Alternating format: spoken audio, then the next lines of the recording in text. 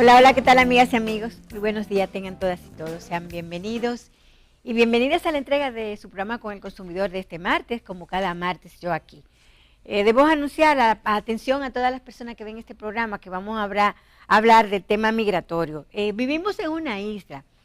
Enriquillo Sánchez, nuestro poeta ido a destiempo, decía que cada dominicano tiene una yolita adentro, todo el mundo quiere salir. Don Juan decía que el hecho de ser una isla nos ponían a presto para tratar de salir. O sea, todo el que vive en una isla quiere ir al continente.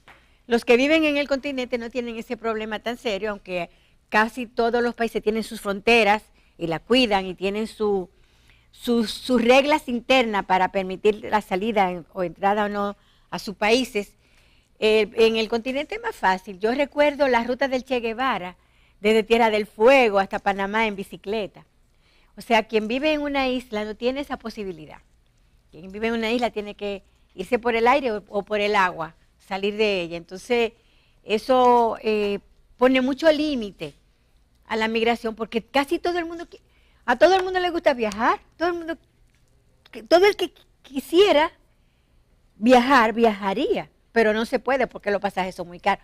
Los pasajes más caros son los emitidos desde aquí, por los impuestos que tienen. Son muy caros los pasajes de aquí. Usted se va, oiga, con lo que nos vamos 2 personas de aquí a Miami, nos vamos 4 de Miami a Nueva York, porque allá hay competencia, hay mucho vuelo y tú eliges el que tú quieres, el más barato, el que más te conviene. Hay trenes, hay cosas, pero nosotros no tenemos esa posibilidad y todo el mundo quiere emigrar. Entonces el tema migratorio es un tema importante para todos y cada uno de ustedes. O sea que vamos a tratar con Amán Almonte, licenciado, el asesor migratorio y consular. Vamos a hablar de ese tema con él. Tenemos también al chef Miguel Rincón, que tiene invitado a Sara Medina, profesora de enóloga. Ellos van a tratar hoy, va a tener unos camarones de río en salsa de mango. Ese es más o menos un poco el contenido del programa, pero como siempre yo tengo que hacer mis obligados comentarios. Mire, yo tengo 30 años, este programa tiene 30 años. Va a cumplir el 1 de octubre 30 años.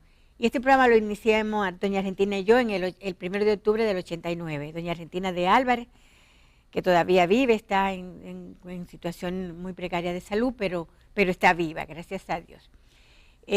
Nosotros, este programa, hemos pasado los gobiernos de Balaguer, del PRD, de Leonel, de Danilo. O sea, estamos aquí con una línea siempre definida de defensa a los derechos del consumidor.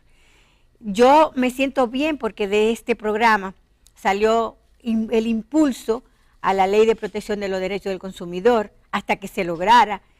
Salió de este programa Proconsumidor, que es un organismo previsto en la ley. Se ejerce en este país un nuevo derecho, el derecho del consumidor, que es un derecho de tercera generación y precisamente están consagrados en nuestra Constitución. Yo soy profesora de Derecho de Consumo en la Universidad de la Tercera Edad. Comencé ayer con un grupo muy interesante a dar clases. Ya yo había impartido el tema. El derecho del consumo ya como ciencia, dentro de las ciencias jurídicas, los procesos, el derecho procesal del consumidor, todo ese tipo de cosas, que es derecho administrativo también. O sea, el derecho de consumo es derecho administrativo y es derecho humano de tercera generación. Y que hoy día los derechos de tercera generación tienen una dimensión que no la tenían antes. Porque, por ejemplo, el derecho al medio ambiente. Y voy a tocar el tema agua, entre el derecho al medio ambiente. El derecho al agua es un derecho primordial, fundamental, porque el agua está vinculada a la vida. Y la vida es el principal de los derechos humanos. O sea, los derechos humanos están en primera generación, segunda y tercera generación. El agua, la vida, está vinculada a la primera generación de la Declaración Universal de los Derechos Humanos. El agua está en el mundo entero, el agua está en vía de extinción. Yo no sé, mucha gente vio un documental que anda circulando en la red, que se llama La Última Gota, en Ciudad del Cabo, que hace 3 años que no llueve, y el agua, yo creo que a 1 litro por día, y 1 litro de agua se tiene uno que tomar para vivir. Imagínese usted para asearse, para bañarse. El agua está en crisis. Yo escribí mi artículo del Yo escribo los viernes en el periódico Hoy. La gente que me quiere leer me puede leer en el periódico Hoy los viernes. Mi artículo del viernes hace referencia al río Noná, en el primer río que yo me bañé. Yo de niña era una niña campesina, y en el primer río que yo me bañé se llamaba Noná. Ese río, yo no tengo la noción de qué año era, ni nada de eso, porque sí sé que era Cuaresma, que había una sequía muy grande y que el río se llenó de hojas, en vez de agua tenía hojas. Los campesinos, incluyendo mi familia, que habían vivido la época del centenario, el primer centenario de la independencia nacional, que fue en el 1944, esos campesinos estaban aterrados porque pensaban que venía otra vez la sequía del centenario. En la sequía del centenario la gente aquí se moría del hambre porque no había que comer, porque toda la producción se dañó. Duró un año entero sin llover. Y la gente que vive en el campo sí sabe lo que es, siente cómo es realmente la falta de agua. Y yo recuerdo que todos los campesinos de la zona, incluyendo mi familia, mi abuela, mi mamá, mi papá, con rosarios rezando en todo el lecho del río, que era lleno de hojas, pisábamos las hojas. Yo pisaba donde antes casi me podía ahogar. Eso lleno, tapizado de hojas. Y la gente rezando, implorando a Dios por el agua.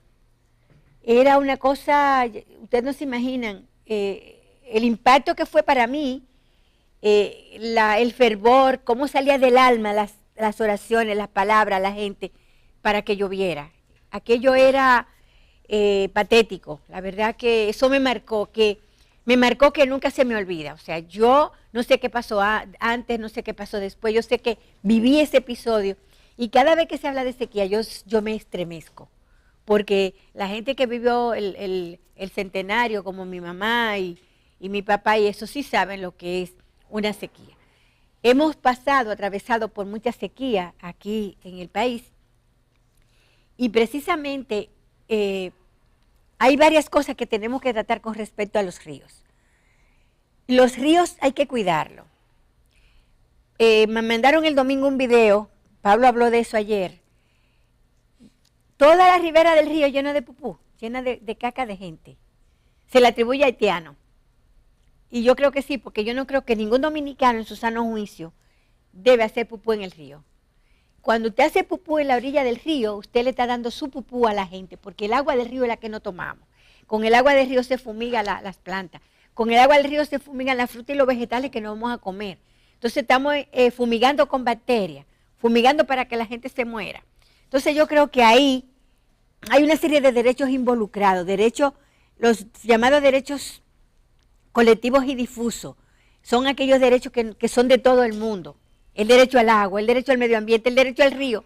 Todo eso implica derechos humanos. Yo creo que nosotros no hemos tenido todavía un ministerio de medio ambiente que tenga la conciencia suficiente para hacer una defensa de nuestro patrimonio de vida,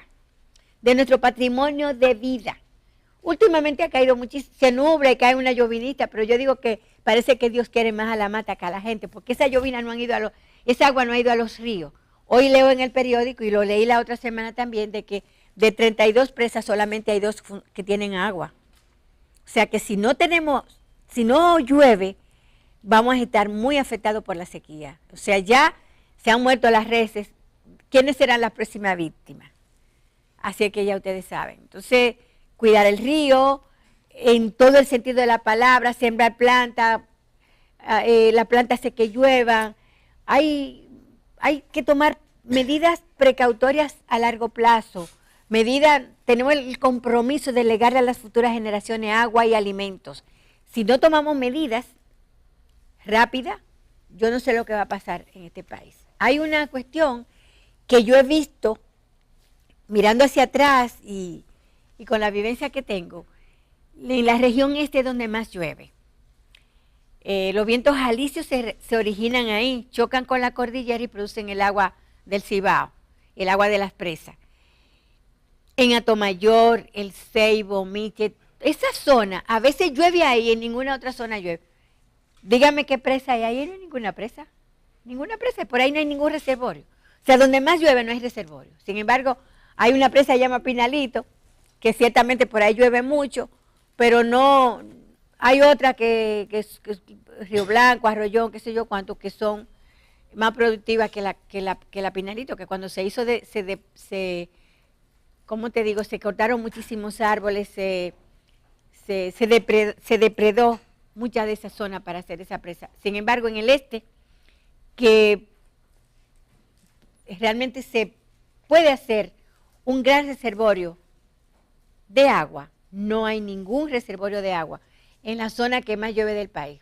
Oigan bien, en la zona que más llueve es parte del nordeste, o sea, Sabana de la Mar, Michi, Tomayor, El Cebo, esa franja, no para Higüey y Punta Cana, sino la otra franja.